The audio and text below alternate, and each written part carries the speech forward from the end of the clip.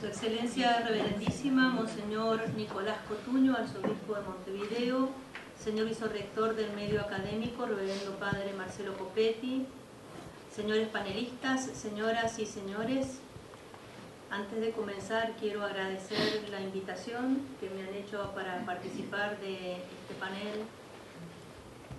En primer lugar porque soy extranjera y en segundo lugar porque no pertenezco a la Facultad de Enfermería, que evidentemente es el seno en el que nos ha dado cabida para esta serie de paneles. Desde hace unos 9 siglos la comunicación humana se ha ido tornando cada vez más difícil. Muchos factores inciden en ello, mas no solo un par nos interesa en esta comunicación. La primera es el nominalismo, implícito en la cultura moderna, por la cual separamos las palabras de las cosas. Las palabras son consideradas flatus vocis, no están preñadas de entidad porque la realidad, sea lo que sea que queramos decir con este nombre, no es más que individualidades sin ninguna relación, solo reunibles bajo nombres genéricos que arbitrariamente les damos. La segunda característica de nuestro tiempo es el subjetivismo, presente en casi todas las corrientes filosóficas modernas y contemporáneas, hijo del anterior, que ha reducido el ser, el ente, lo que es, a mero contenido de conciencia. Solo se puede afirmar que existe lo que es percibido y en cuanto percibido. Por ello mismo, lo que puede ser para mí, tal vez no lo sea para ti. A estos dos factores se suma la pérdida de la noción de analogía, por la que tendemos a pensar que ni los nombres que designan cosas, en el sentido fuerte de res, ni estas, las cosas, son conocidas en conceptos universales, ni nada de esto, nomen, res, ratio, pueden ser o significar, según de qué se trate, realidades en parte diversas, en parte iguales.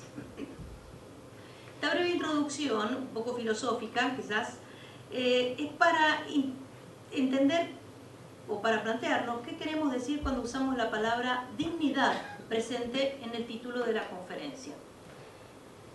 El diccionario de la Real Academia Española nos dice que dignidad viene del latín dignitas, dignitatis, y que tiene varias acepciones. Significa cualidad de digno, excelencia, realce, gravedad y decoro de las personas en la manera de comportarse, cargo o empleo honorífico de la autoridad. En las catedrales y colegiatas prebenda que corresponde a un oficio honorífico y preeminente como el decanato, el arquidiaconado. Persona que posee una de estas prebendas, prebenda del arzobispo u obispo, las rentas de la dignidad, en las órdenes militares de caballería, cargos de maestre, 13, comendador mayor, etcétera, etcétera, etcétera. Cualidad. Cualidad es, filosóficamente hablando, una forma segunda que modifica una sustancia haciéndola ser de un modo o de otro. La excelencia o realce, cualidad de digno, segunda acepción, excelencia o realce. La excelencia o realce es la razón de esa cualidad, la cual se debe manifestar en la conducta del sujeto. Tercera acepción, gravedad y decoro de las personas en la manera de comportarse. Porque desde sus orígenes el término dignidad conlleva una relación intrínseca con el ser pensante, racional, capaz de dirigir las propias acciones, lo que recién decíamos, señor Cotuño. Análogamente, el cargo o empleo honorífico y de autoridad se considera digno por lo que tiene de carga, de tarea a realizar por el bien de otros. Cargo, empleo o tarea que se adjudica a un hombre que tiene, al menos supuestamente, las condiciones necesarias para asumir los deberes que éste implica y por los cuales, para su mejor desempeño, se hace merecedor de determinadas prebendas y beneficios. Hoy, en un lenguaje más moderno, diríamos derechos. El título de esta breve comunicación es La dignidad de la vida, y les prometo que es breve, la dignidad de la vida humana desde la concepción. Tomando en cuenta lo anterior, para profundizar en su contenido, vamos a tener presente la noción de analogía. Las palabras designan cosas que son en parte semejantes, en parte diversas. Porque cuando hablamos de vida humana y especialmente de dignidad de ella, nos referimos a cosas distintas que en algo se asemejan o que de alguna manera se relacionan. La expresión dignidad de la vida humana está significando cierta cualidad que es propia del ser humano y como tal inherente a él desde que comienza a existir.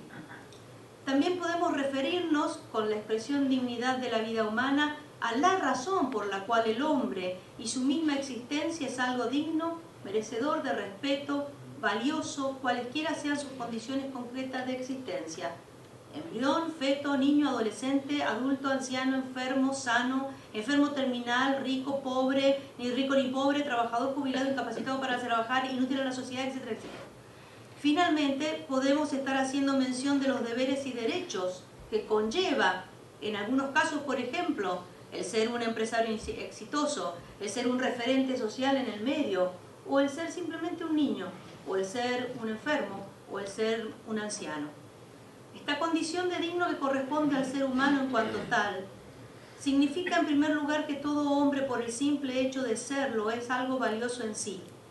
Nunca puede ser considerado un mero medio para alcanzar ningún fin, sino que él mismo es un fin para la familia, un fin para el Estado, un fin para las distintas instituciones. Y además tiene un fin personal que podemos entender a la luz de la razón como cierta plenitud y a la luz de la fe como el gozo beatífico.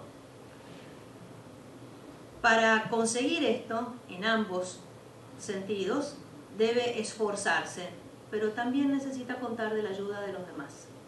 Efectivamente, cada hombre adviene a la vida con un fin que no es otro que desarrollar al máximo sus aptitudes y capacidades a fin de ser señor de sí mismo, responsable de sus propias acciones, la mejor expresión de lo que lleva en sí potencialmente.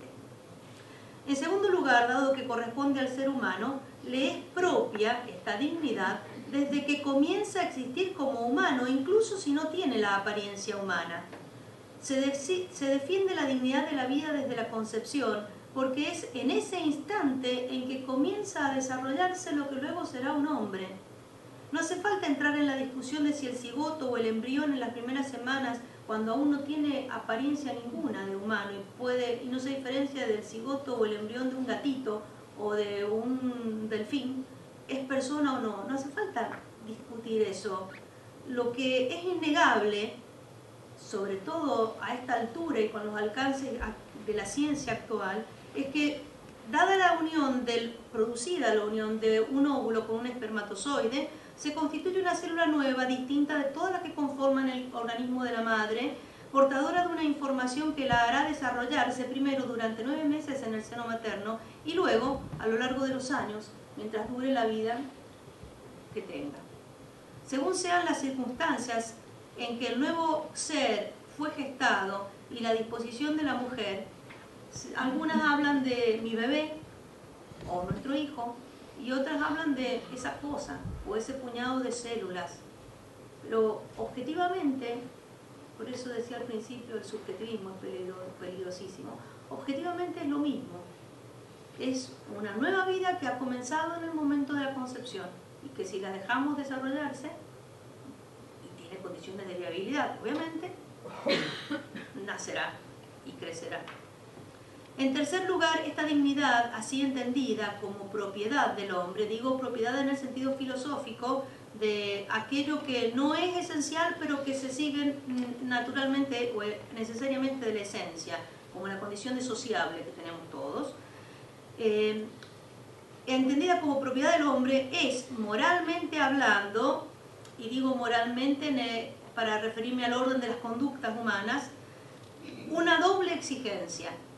Exigencia de respeto de uno mismo, porque yo soy algo que merece respeto. Primero, ante todo, debo respetarme a mí misma.